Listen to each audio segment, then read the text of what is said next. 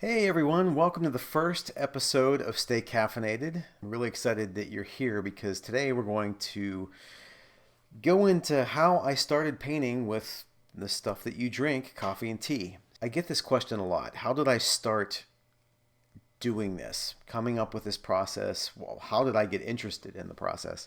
It all started after, getting out of college and having art courses.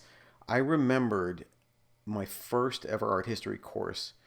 I remember there being a section of it on ancient art, and I remember there was a whole chapter dedicated to pigments and how natural pigments were used thousands of years ago to dye, papers, parchment papers, and garments.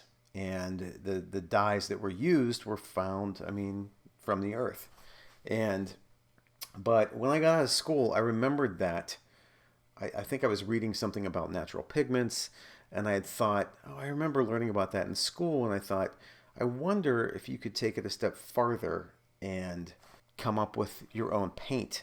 Not actually working with it as a stain, but actually binding the natural pigments and working with them like you would a paint. So that's where it all started. It was my own curiosity about something I've read in an art history class long ago.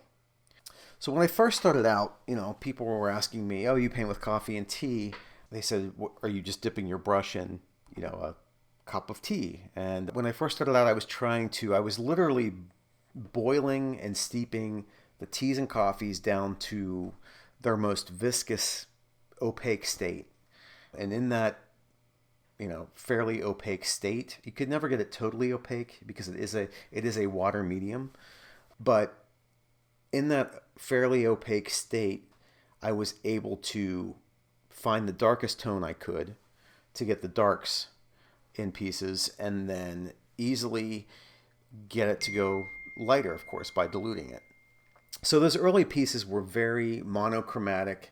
I was using one tone or hue. I think I was using rooibos tea to get like a rich orange, and I was using coffee and actually chicory.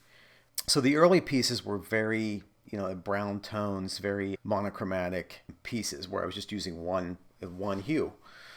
And that's where it started out. So I did these studies and I was also painting on watercolor paper since I wasn't using any of the additives and the binders and things like that first starting out. I was just literally boiling it down to the darkest version of that hue or that color, and then I was just seeing what I could do with it in just that state, adding nothing else.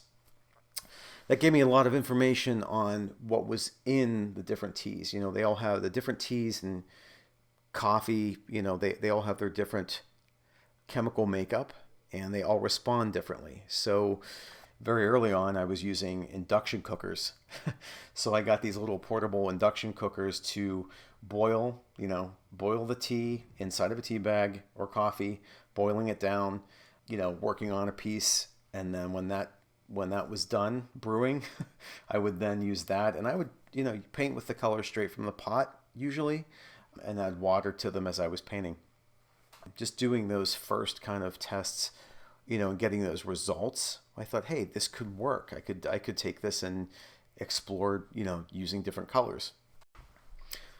So that's going to lead me to the next episode where I'm going to explain how I took that basic foundation of using the handful of colors that I was using back then, handful of tones, and expanded that into it's not a full color palette when you want to get technical, but I can pretty much get any color I want now by using the combination of different teas, mixing the different teas, simple organic chemistry. I'll talk about that, what I do to each color to shift the tones that I'm getting, and go into what binders I use, but what I add to it to keep the colors from fading due to oxygen, due to UV light. So stick around, join me on the next episode of Stay Caffeinated to find out more.